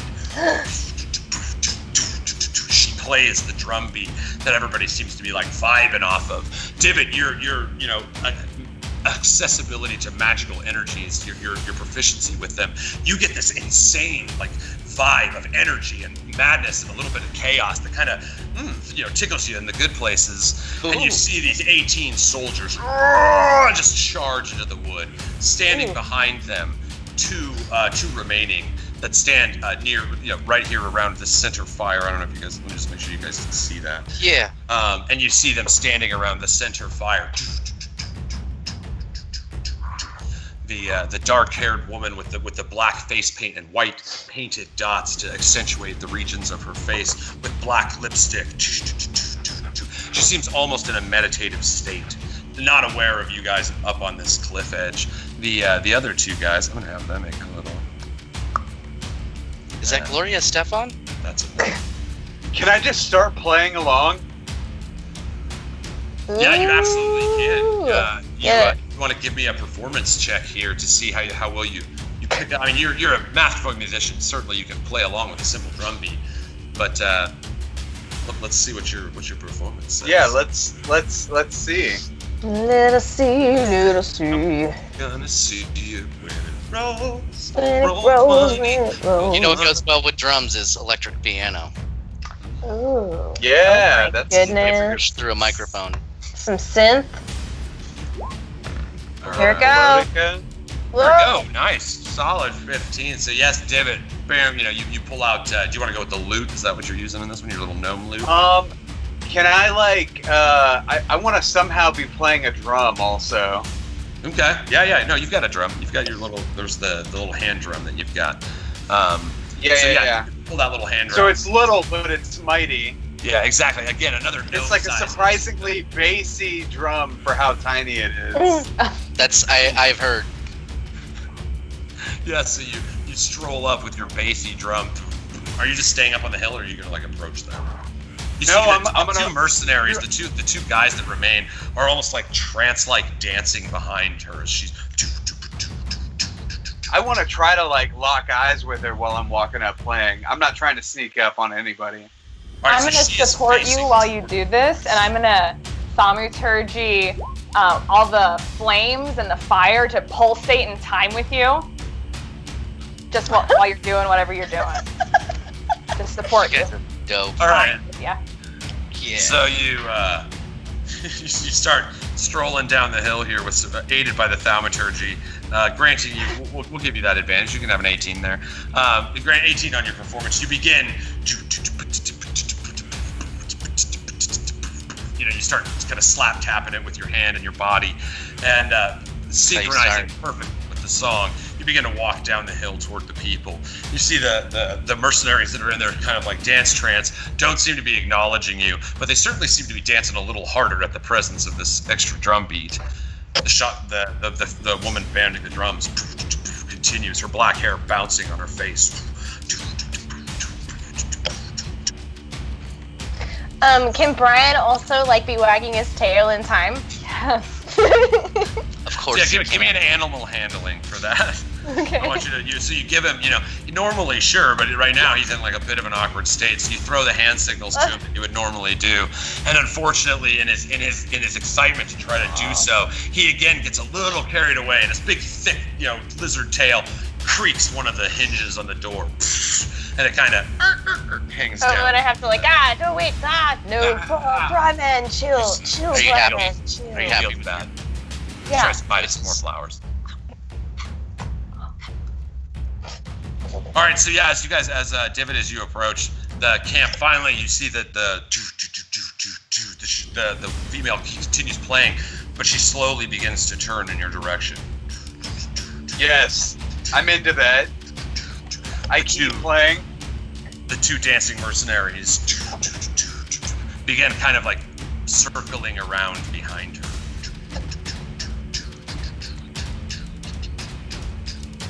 Uh-oh. Continues playing the drum. Do you continue to approach? I stand my ground but continue to play. I do not get any closer.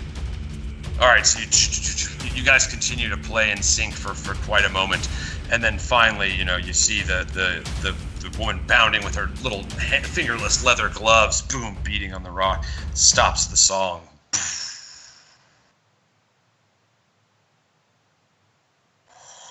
Yeah!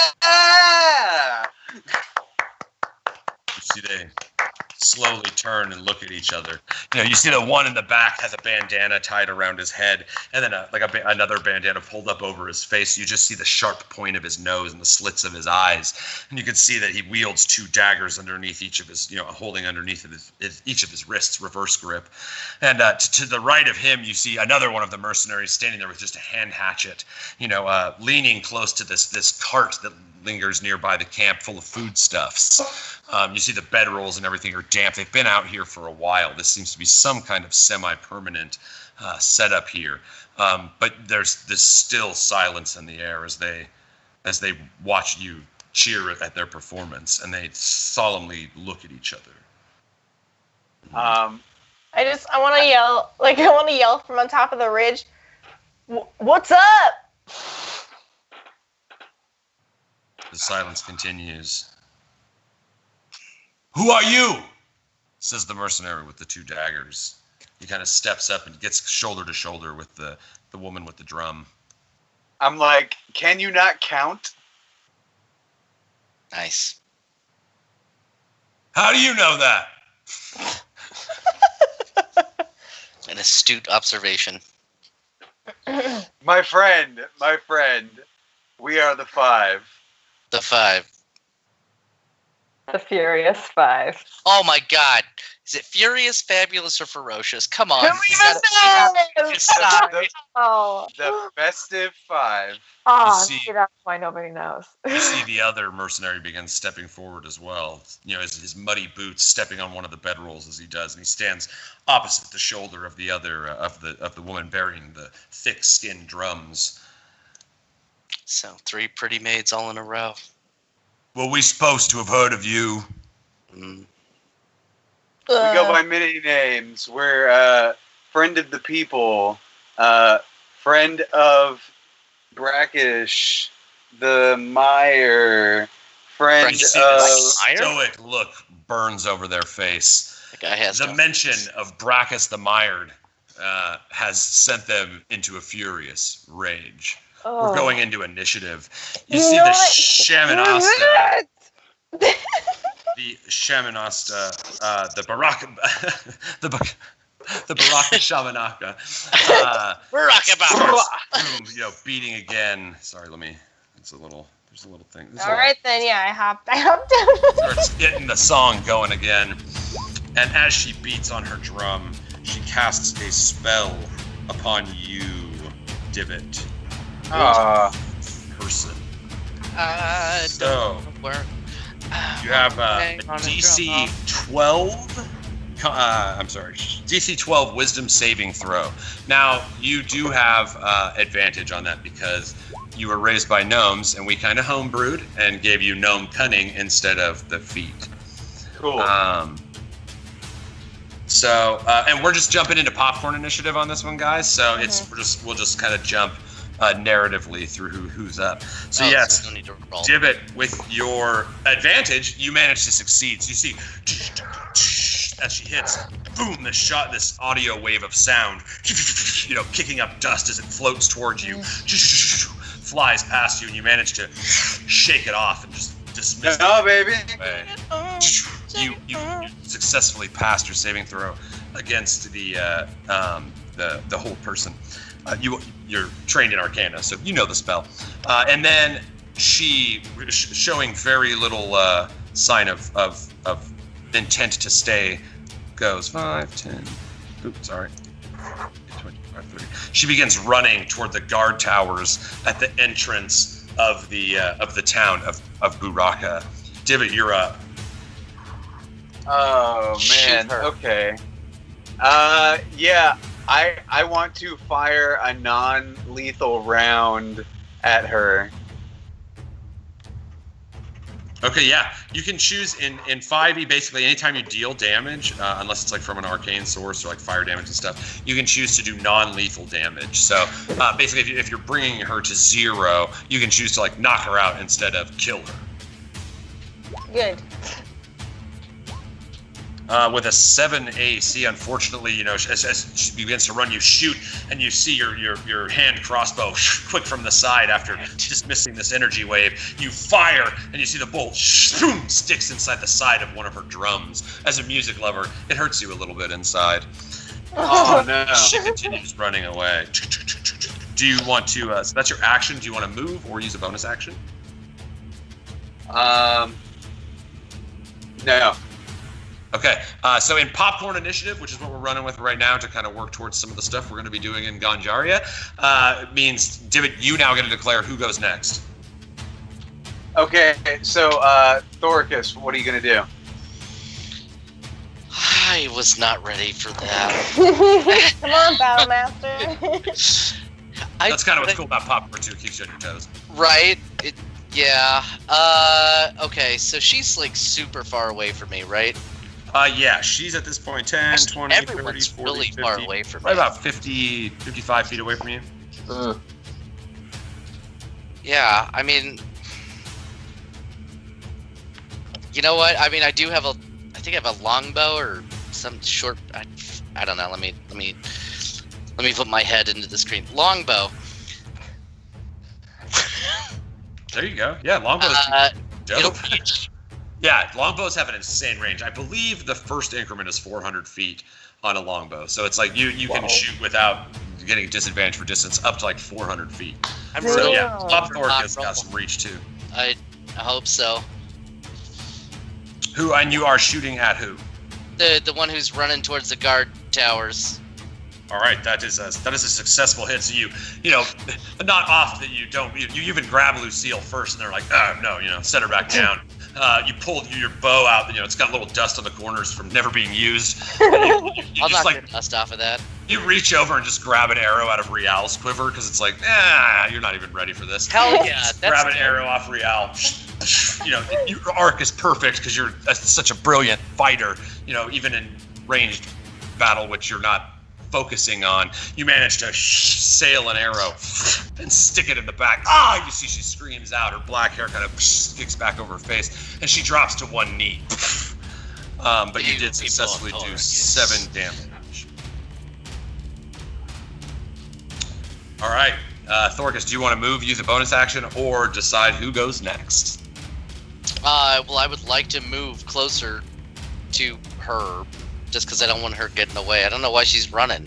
25. People who just start running for no reason make me Well, shady. Well, noisy. So you, with your 25 movement speed, that's about as close as you could get, or you can move him, either way if you need to. But that's about the closest you would be able to get with your one move. 25. Okay. All right. Then I guess. I'll do that. And I'll pass it on to best friend. My best friend. About to die. Rial, you should see before you this playing out, this drum playing Shamanasta. We already got the signal. It's good. Running toward the town. That's our thing. I'm gonna go ahead and use my movement first. I'm just gonna be right above Thorkus. Okay. You do have a cunning action as well. Just remember that you can use that to do some stuff. And now that I'm closer, I'm gonna go ahead and pop a shot with a short bow as well. See if we can slow her down even further. You, far more efficient with your crossbow, kind of shift your shoulders and it slides up. You pull it out as you run forward. You're much faster, so you catch up to him pretty good, but you were behind him, so now you stand on even plane. Your 22 AC for 8 damage succeeds. You see, you shoot another arrow.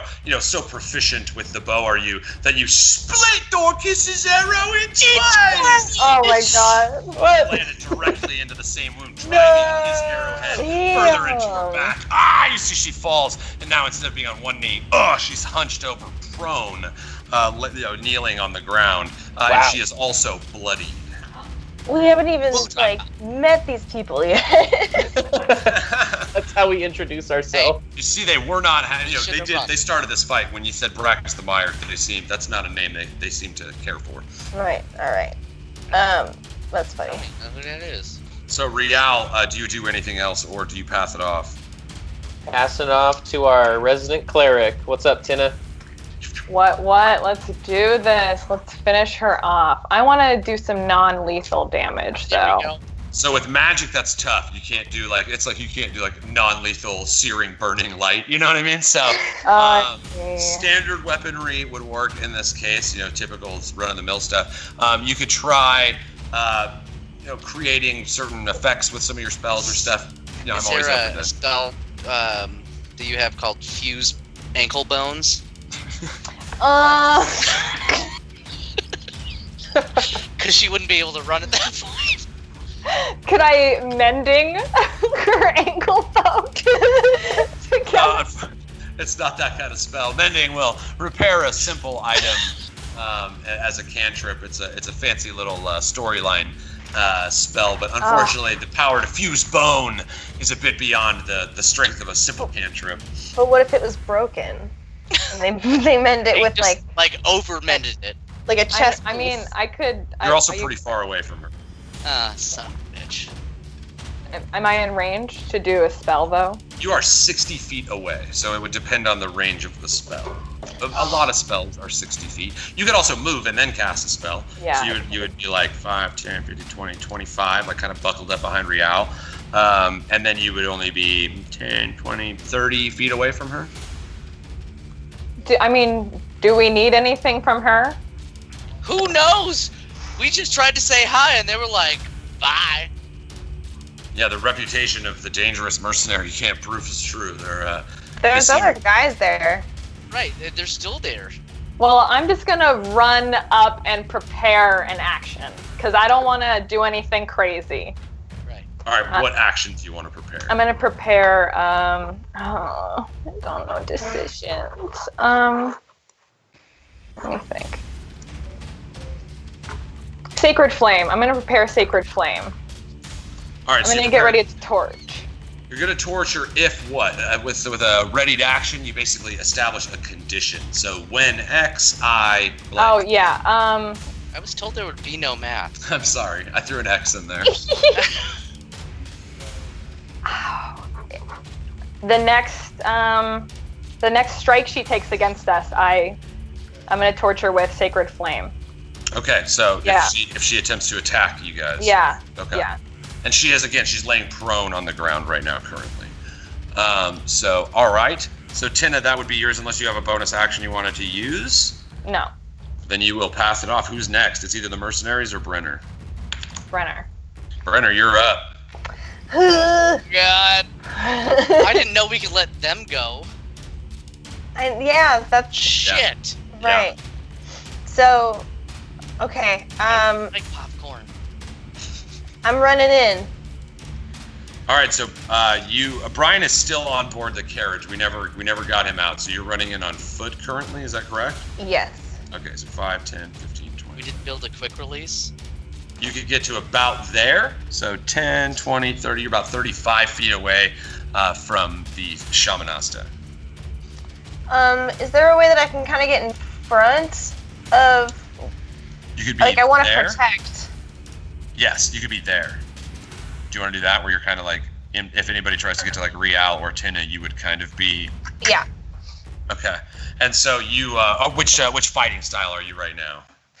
I am. Let's see. I am just double-handing my sword. Oh, awesome. Yeah. So you see Angerel, the gleaming blade of the Keeper, inscribed with elven runes. This is your first time bringing it into battle, and for a moment you can almost picture the page of history that will be written about the first enemy felled with this blade. And you start, charging in front, and rather than pulling a shield out to protect, you feel so connected with the blade that you stand in a defensive stance in front of your allies, prepared to deflect blows as needed. But she rolled a natural 1. That was the last we ever heard of her. Yeah, that's. She fell on Angerel. I've been rolling so hard. She's feeling hella good. All right, so Brenner, is that the end of your turn? And then can I just throw a hand axe at the guy that's in front of me? Yeah, you totally could do that. So Yeah. you run, you use your move to get in between Rial and Tynna, and then you reach down, shifting Angerel from the defensive stance. You just reach down to your side and kind of underhand toss this. Yeah, I just want to be like, just swing. Give me that attack, girl. Boom! Oh, that's actually enough. So yeah, you stand, the blade swings to the side, and you feel Angerel itself almost speak through your mind. Go for the axe. Your hand grabs the axe handle, and you throw it out. Not even a move you would normally do, almost instructed by the wisdom of the blade. You throw out this unexpected blow that is not ready for, and it sticks right between the eyes of the guy that has the 2 bandanas and the knife in his hand. Wow. Sticks. Boom, and falls down dead. Or do you want to kill him? Do you want to do non-lethal? You know what? That's my fault. How did you non-lethal while throwing an axe at someone? That was beautiful. I didn't declare non-lethal, so I'm just gonna say that's what it was. Oh That's my fair. God. You were like, we didn't get the memo that we were gonna Yeah, it was like, what are we doing again? No going back. I was just trying to make up for the garbage that was happening in the temple, and I threw the axe and I just threw it on the ground and it just tink tink tink tink. So I'm trying to redeem myself, y'all. Yeah, once you do your axe toss, you can't check your nails. See? All right, so that is the end of Brunor's turn, which means I don't know. I guess you have an action surge if you were so inclined. So you have one more action if you wanted to burn, because you got it back at the short rest. You're right. But that's not me saying you. I'm just letting you know that's one of the options you have at your disposal. But you wouldn't be able to move more, so you'd still be as far away from. I'll wait. Okay, cool. Yeah. So yes, Brunor, you feel the shift, the focus of battle, drive across the battle plane to the mercenary standing on the bedroll with the hatchet, and you see he looks over at his friend, and then realizing that he's severely outnumbered, he screams, "Oh no!" he throws his hatchet into the ground and just turns tail, and then running like in a cartoon, his feet skip on the bedroll a couple steps as the bedroll slides out under his feet. Boom! You see him take off into the Mirkwood, using both his move and his action to run back into the Mirkwood in the direction of the 18 warriors you saw run into there before.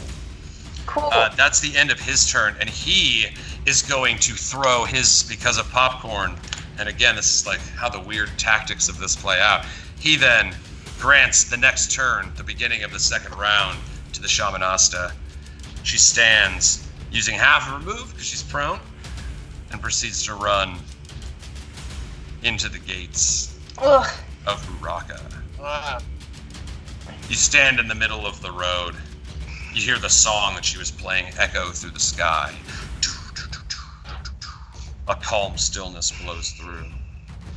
Suddenly, to the east, you hear the great cry of 18 warriors. Hau! Hau! To the right, the beckoning cry of 40 more voices. Oofra! Oofra! Oofra! You hear the pounding drums continue to grow in volume.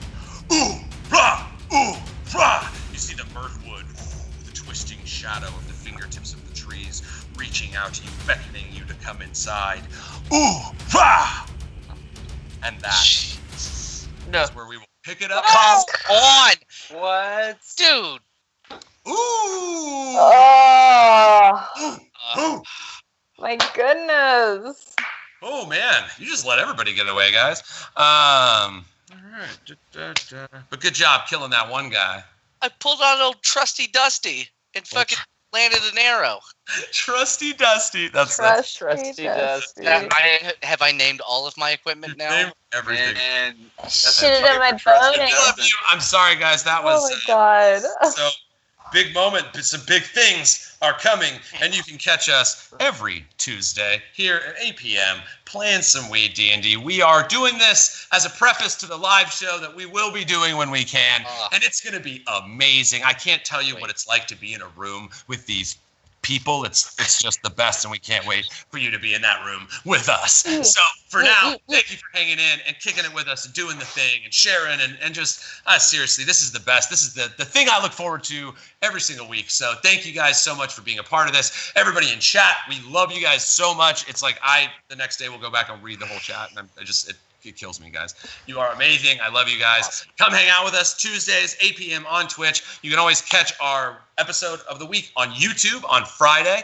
That's at YouTube.com/ArtHardStudios if you want to catch up on the beginning of all of this hijinks. So a big shout out, wonderful thank you to my lovely cast. I love you guys. Mwah.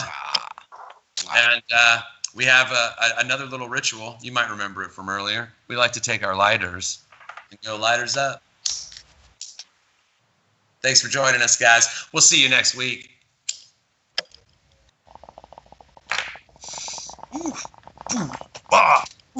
I'm hitting this drum track again because I need more of it.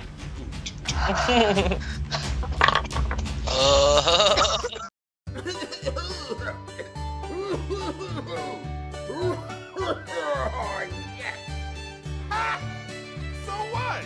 You can't touch me. 'Cause I'm from the internet.